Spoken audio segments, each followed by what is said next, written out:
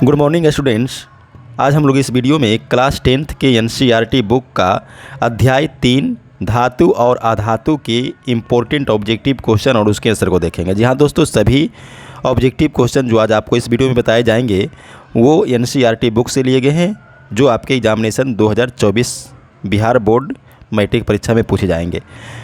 तो दोस्तों वीडियो को लास्ट तक देखें, और अगर आपको ये वीडियो पसंद आता हो तो इस वीडियो को अधिक से अधिक शेयर करें और इस वीडियो को लाइक करें। यदि आप हमारे चैनल पर नए हैं तो हमारे चैनल को सब्सक्राइब करें। चलिए दोस्तों शुरू करते हैं आज का वीडियो। पहला क्वेश्चन क्या दिया हुआ देखिए, धातुएं निम्नलिखित में से कौन सा गुणधर्म नहीं दर्शाती है। ऑप्शन ए है विद्युत चालकता, ऑप्शन बी है ध्वनिक प्रकृति, ऑप्शन सी है द्युतिहीनता और ऑप्शन डी है तन्यता। तो देखिए इसमें ऑप्शन ए विद्युत चालकता, ऑप्शन बी ध्वनिक प्रकृति और ऑप्शन डी तन्यता, ये तीनों गुणधर्म धातु दिखलाती है।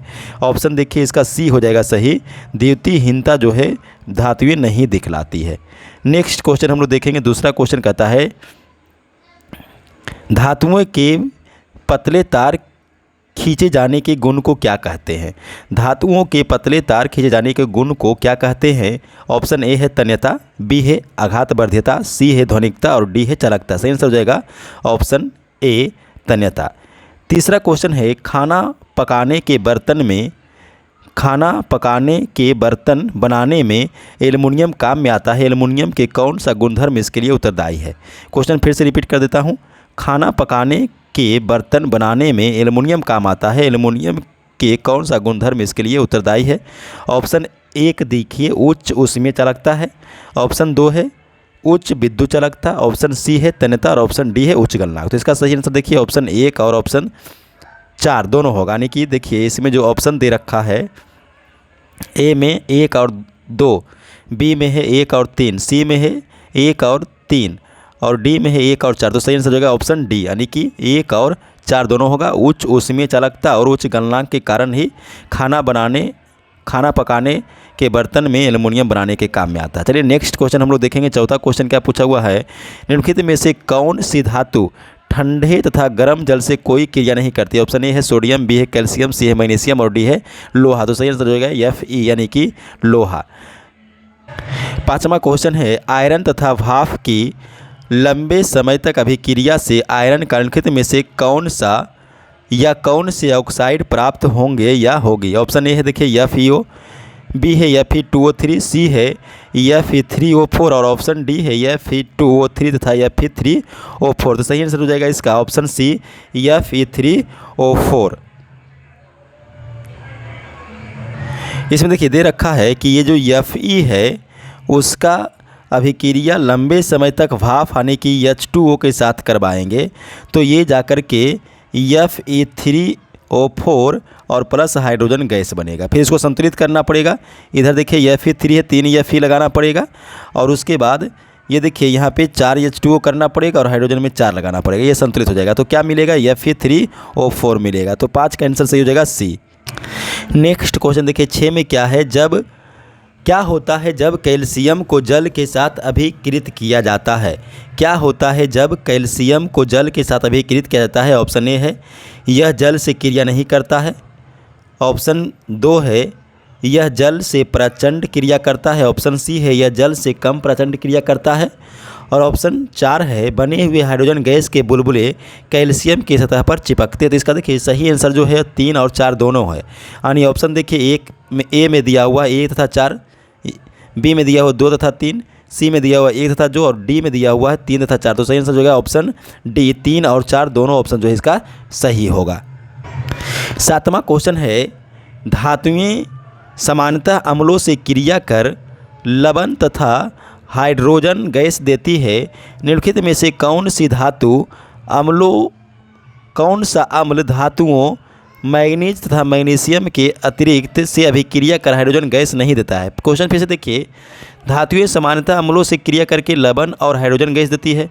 निम्नलिखित में से कौन सा अम्ल धातुओं से अभिक्रिया कर हाइड्रोजन गैस नहीं दे सकता। ऑप्शन ए है H2SO4, बी है HCl और सी है HNO3 और डी है उपरोक्त सभी। सही आंसर हो जाएगा ऑप्शन सी HNO3। नेक्स्ट क्वेश्चन देखिए 8 में कहता है निम्नलिखित में से कौन से आयनिक यौगिक नहीं है।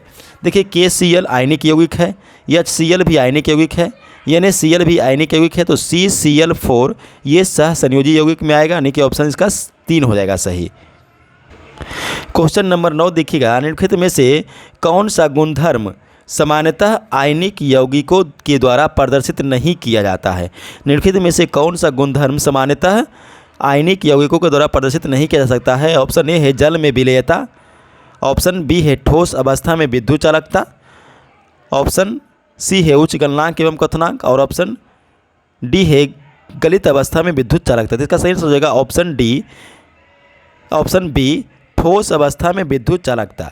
जो आयनिक यौगिक होते हैं वो ठोस अवस्था में विद्युत के आचालक होते हैं, विद्युत के कुचालक होते हैं, इसीलिए ये विद्युत का चालकता प्रदर्शित नहीं कर सकता है। ऑप्शन बी हो जाएगा सही। नेक्स्ट क्वेश्चन देखिए 10 में कहता है, निम्नलिखित में से कौन सी धातु प्राकृतिक में प्राकृत अवस्था में पाई जाती है।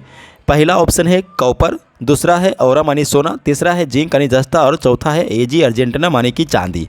ऑप्शन ए है 1 तथा 2, ऑप्शन बी है 2 तथा 3, ऑप्शन सी है 2 तथा 4, और ऑप्शन डी है 3 तथा 4। तो सही आंसर हो जाएगा ऑप्शन सी, यानी कि औरम और अर्जेंटेनम इसका सही आंसर हो जाएगा सी। नेक्स्ट क्वेश्चन है 11 नंबर में, विभिन्न विधियों द्वारा धातुओं को परिष्कृत किया जाता है। निम्नलिखित में से कौन सी धातुओं को विद्युत परिष्करण द्वारा परिष्कृत किया जाता है। ऑप्शन ए है औरम, बी है कॉपर, सी है सोडियम और डी है पोटासियम।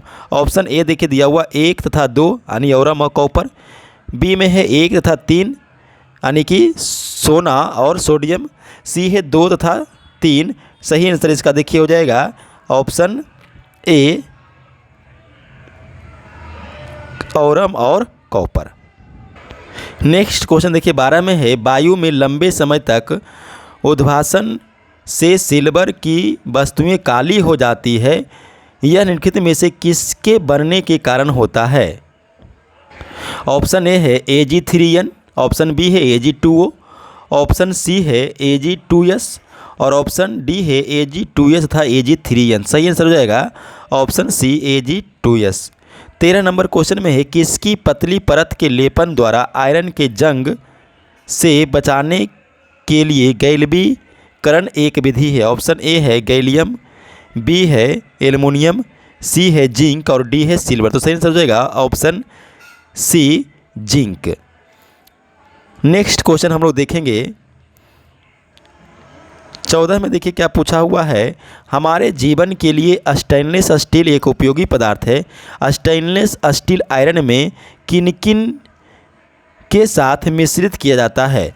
फिर से देखिए क्वेश्चन को, हमारे जीवन के लिए स्टेनलेस स्टील एक उपयोगी पदार्थ है। स्टेनलेस स्टील में आयरन को किन के साथ मिश्रित किया जाता है। ऑप्शन ए है निकेल और क्रोमियम, बी है कॉपर और क्रोमियम, सी है निकेल और कॉपर, और डी है कॉपर तथा सोना। तो ऑप्शन सही हो जाएगा ऑप्शन ए निकेल और क्रोमियम, ये हो जाएगा ऑप्शन सही। दोस्तों सभी ऑब्जेक्टिव क्वेश्चन को आप कॉपी पर नोट करते जाइएगा, ये सभी ऑब्जेक्टिव क्वेश्चन आपको इंपॉर्टेंट बताए जा रहे हैं। नेक्स्ट क्वेश्चन हम लोग देखते हैं 15 में क्या पूछा है, यदि कॉपर को वायु में खुला रखा जाता है, कॉपर यानी तांबा, यदि कॉपर को वायु में खुला रखा जाता है तो यह अपनी चमकीली भूरी सतह को खो देता है तथा हरे रंग की परत प्राप्त कर लेता है, यह किसके कारण होता है। ऑप्शन ए देखिए दिया हुआ CuSO4, ऑप्शन बी है CaCO3, ऑप्शन सी है CuNO3 का होल 2, और ऑप्शन डी है CuO। सही आंसर हो जाएगा ऑप्शन बी CuCO3। 16 में है, धातुएं सामान्यतः ठोस की प्रकृति होती है। धातुएं सामान्यतः ठोस प्रकृति की होती है। निम्नलिखित में से कौन सी धातु कमरे के ताप पर द्रव अवस्था में पाई जाती है। बहुत ही इंपॉर्टेंट क्वेश्चन है। देखिए दोस्तों, कौन सी धातु कमरे के ताप पर द्रव अवस्था में पाई जाती है। सही आंसर हो जाएगा देखिए पारा, यानी कि ऑप्शन डी जो है सही होगा। सोडियम, फेरस, क्रोमियम और पारा दिया हुआ, तो इसमें सही आंसर हो जाएगा ऑप्शन डी पारा जो है धातु कमरे के ताप पर भी द्रव अवस्था में पाई जाती है। नेक्स्ट क्वेश्चन देखिए 17 में क्या कहता है, निम्नलिखित में से कौन सी धातुएं गलित अवस्था में उनके क्लोराइडों के विद्युत अपघटन से प्राप्त होती है। ऑप्शन एक है सोडियम, ऑप्शन दूसरा है कैल्शियम, ऑप्शन तीसरा है लोहा, और ऑप्शन चौथा है कॉपर। अब देखिए इसका आंसर ऑप्शन दिया हुआ है 1 तथा 4, यानी कि सोडियम और कॉपर दोनों सही हो सकता है। ऑप्शन बी है 3 तथा 4, यानी लोहा और कॉपर दोनों सही हो सकता है। ऑप्शन सी है 1 और 2, 1 और 3 यानी सोडियम और लोहा दोनों सही हो सकता है, या ऑप्शन डी 1 और 2 यानी सोडियम और कैल्शियम। तो सही आंसर हो जाएगा ऑप्शन डी यानी सोडियम और कैल्शियम। 18 नंबर क्वेश्चन में कहता है सामान्यतः अधातुएं चमकीली नहीं होती है, निम्नलिखित में से कौन सी अधातु है जो चमकीली होती है। एक अधातु ऐसा है, अब बाद में आता है वो, जो चमकीला होता है लेकिन सभी धातुएं चमकीला नहीं होता है। ऑप्शन ए है सल्फर, बी है ऑक्सीजन, सी है नाइट्रोजन और डी है देखिए आयोडीन। आयोडीन जो है वो अधातु है लेकिन ये अधातु जो है वो चमकीला होता है, तो ऑप्शन डी इसका आयोडीन हो जाएगा सही। नेक्स्ट क्वेश्चन देखिए 19 में कहता है निम्नलिखित 4 धातुओं में से कौन सी उसके लवण के विलयन से अन्य 3 धातुओं द्वारा विस्थापित की जा सकती है।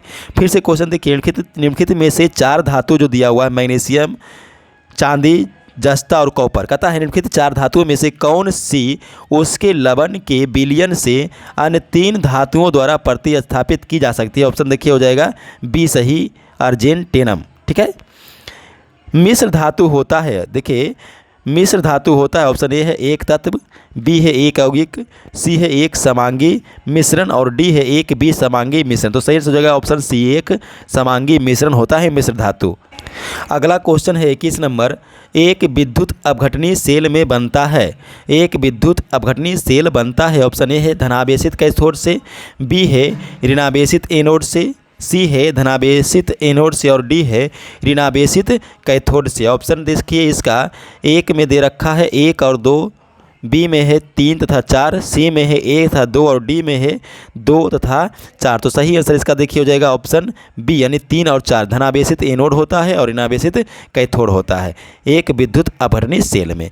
चलिए 22 नंबर में कहता है जिंक के विद्युत परिष्करण के द्वारा यह, ऑप्शन ए है कैथोड पर निक्षेपित होती है, बी है एनोड पर निक्षेपित होती है, सी है एनोड और कैथोड दोनों पर निक्षेपित होती है, डी विलयन में बना रहता है। सही हो जाएगा ऑप्शन ए देखिए जिंक का विद्युत अपघटन कराने पर यह कैथोड पर प्राप्त होता है, निक्षेपित होता है। नेक्स्ट क्वेश्चन देखिए 23 में कहता है एक तत्व ए मुलायम है तथा इसे चाकू से काटा जा सकता है, या वायु के प्रति अत्यधिक क्रियाशील है तथा वायु में खुला नहीं रखा जा सकता है, यह जल के साथ प्रचंड अभिक्रिया करता है, निम्नलिखित में से इस धातु को पहचानिए। ऑप्शन ए है मैग्नीशियम, बी है सोडियम, सी है पोटासियम और डी है कैल्शियम। तो सही आंसर होगा सोडियम। सोडियम जो है वो मुलायम होता है, चाकू से भी काटा जा सकता है और अत्यंत क्रियाशील है, इसको वायु में खुला अगर छोड़ दीजिएगा तो ये जल जाएगा, इसलिए इसको किरोसिन तेल में डुबा कर रखा जाता है, जल में भी नहीं डुबा सकते हैं, जल के साथ भी ये अभिक्रिया कर लेता है, तो इसको किरोसिन में डुबा कर रखा जाता है। चलिए नेक्स्ट क्वेश्चन हम लोग देखेंगे 24 नंबर क्वेश्चन में क्या पूछा हुआ है, मिश्र धातु एक धातु अथवा अधातु के साथ समांगी मिश्रण है, निम्नलिखित में से कौन से मिश्र धातु उसके अवयवी में एक अधातु रखती है। फिर से क्वेश्चन देखिएगा, कहता है मिश्र धातु एक धातु अथवा अधातु के साथ समांगी मिश्रण होता है, निम्नलिखित में से कौन सी मिश्र धातु उसके अवयवों में एक अधातु रखती है। ऑप्शन ए देखिए दिया हुआ है पीतल, ऑप्शन बी है कांसा, ऑप्शन डी है अमलगम और ऑप्शन सी है स्टील। तो सही आंसर होगा option D steel. Next question हम लोग देखेंगे 25 में कहता है मैग्नीशियम धातु के लिए निम्नलिखित में से कौन सा कथन गलत है।